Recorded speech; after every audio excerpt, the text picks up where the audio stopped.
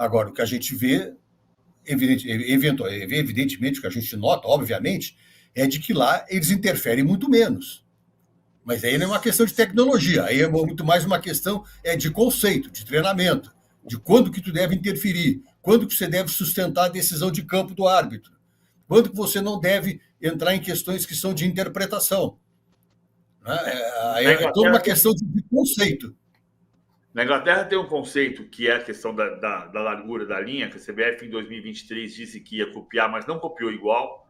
A largura da linha no Brasil não é igual à largura da linha na Premier League, mas a largura da linha, o conceito da largura da linha na Premier League é justamente tentar fazer o olho humano, ou seja... exato, evitar anulação de gol por 2 centímetros. Exatamente. Claro. Se você está vendo no olho humano uma condição legal, não é uma régua que vai dizer para você que está ilegal. Claro. Né?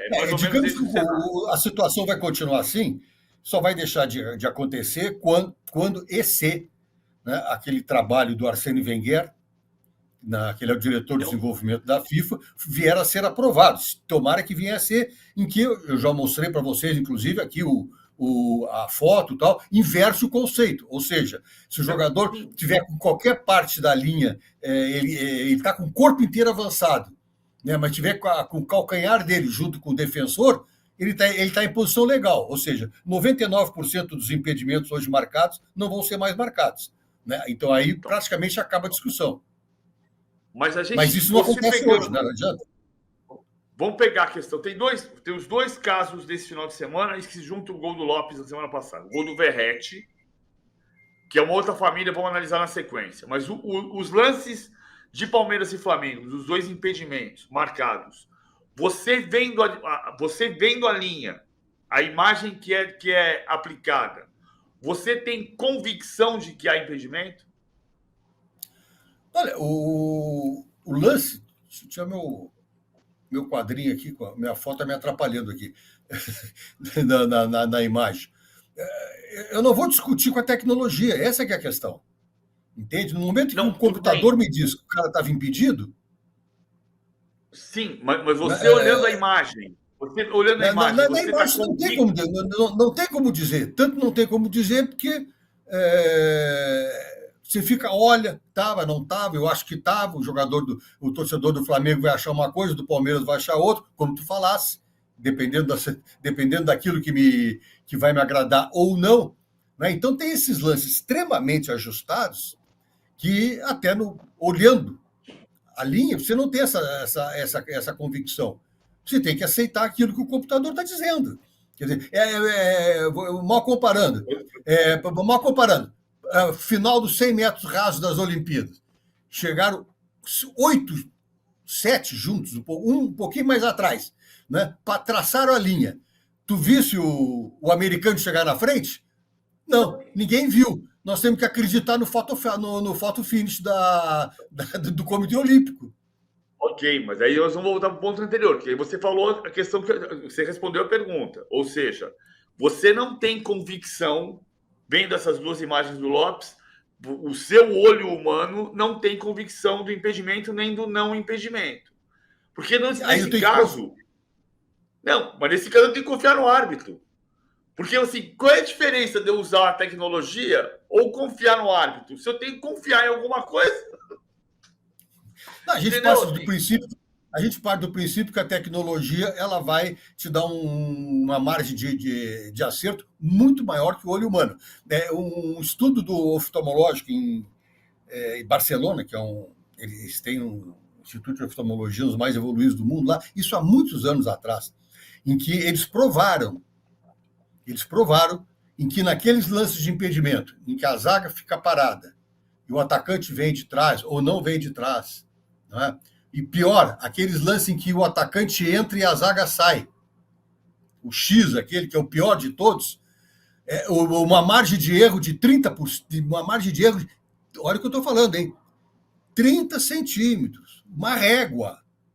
No lance em velocidade, é quase impossível do olho humano discernir se há ou não impedimento em 30 centímetros nesse lance em velocidade. Agora, imagine em 2 centímetros. Mas a gente está voltando, então, para a origem da regra. Mas Hein? aí a gente volta para a origem da regra, Marcília. Esse que é o ponto. Mas Vamos o lá. 30 centímetros, o 30 centímetros, o computador pega e todo mundo acredita porque é fácil de ver. Né? Enquanto que se não tivesse o VAR, o 30 centímetros ia passar batida e ia valer gol ilegal. Não, tudo bem, estou de acordo. Estou de acordo. Vou voltar para o gol do Birubiru lá atrás, em 88, que o seu Bandeira te castigou e se marcou um gol do Corinthians contra o São Paulo que estavam 30 centímetros impedido. Acontece.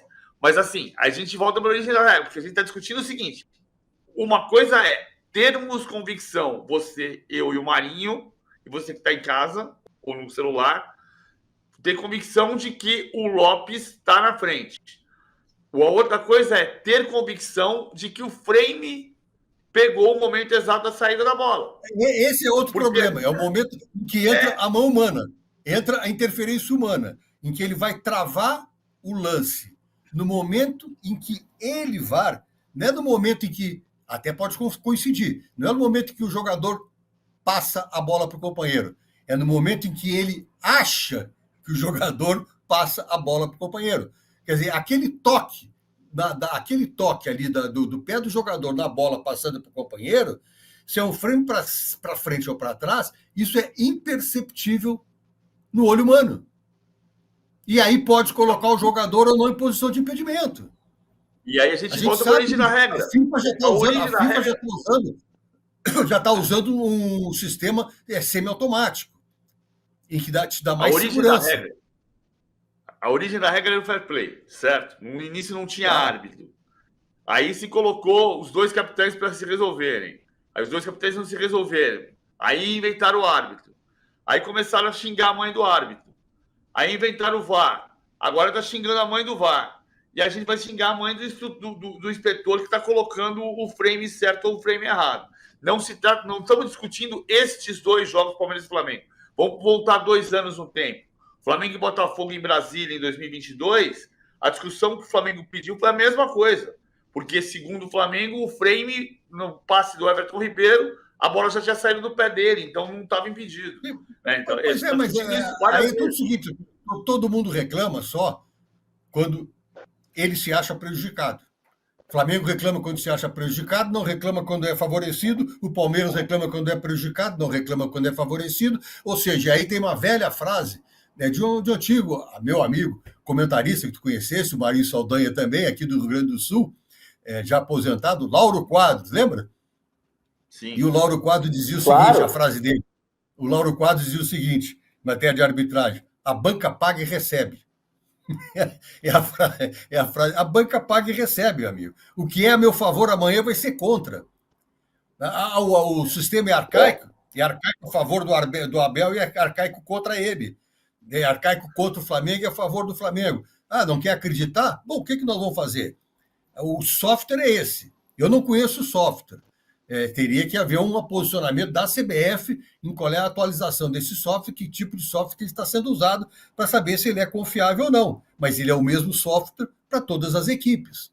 Então, aí continua valendo aquilo que eu estou dizendo. No Brasil, o problema maior está entre a cadeira e o equipamento.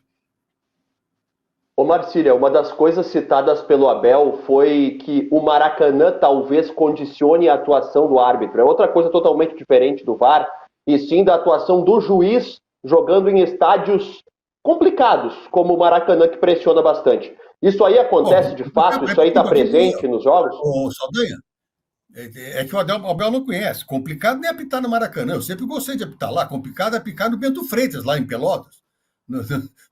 No alçapão do Bento Freitas. Bento Freitas é duro. Isso aqui é complicado. Ora, complicado, e não é complicado apitar no Allianz Parque? Pô, se existe um legado que ficou da Copa do Mundo, um dos únicos, talvez, sejam arenas de primeiro mundo que nós temos. Né? Antes, com alambrado, era um problema atrás do outro. Hoje, não tem alambrado, não tem nada e, eventualmente, tem um idiota lá que invade o campo para criar um problema, né? Um dirigente. Quer dizer, nós temos estádios seguros, o árbitro se sente seguro. Qual é a pressão? Porque tem 80 mil pessoas? O Allianz Parque tem 60, no Beira-Rio tem 50, na Arena do Grêmio tem outros 50 e poucos, na Arena da Baixada cabe 40, todas, Castelão tem 60 mil. Que pressão é essa que existe? Pô? Pressão qualquer estádio. Pô. O Allianz Arena de Munique cabe 80, não pressiona? A Muralha Amarela do Dortmund, com 85 mil pessoas, não pressiona? Todo mundo que joga em casa pressiona, pô. Né? Causar pressão. Tá no cardápio, tá no cardápio. O estádio em si causar pressão. Bom, é o teu negócio. Se o árbitro não quer sofrer pressão, muda de profissão.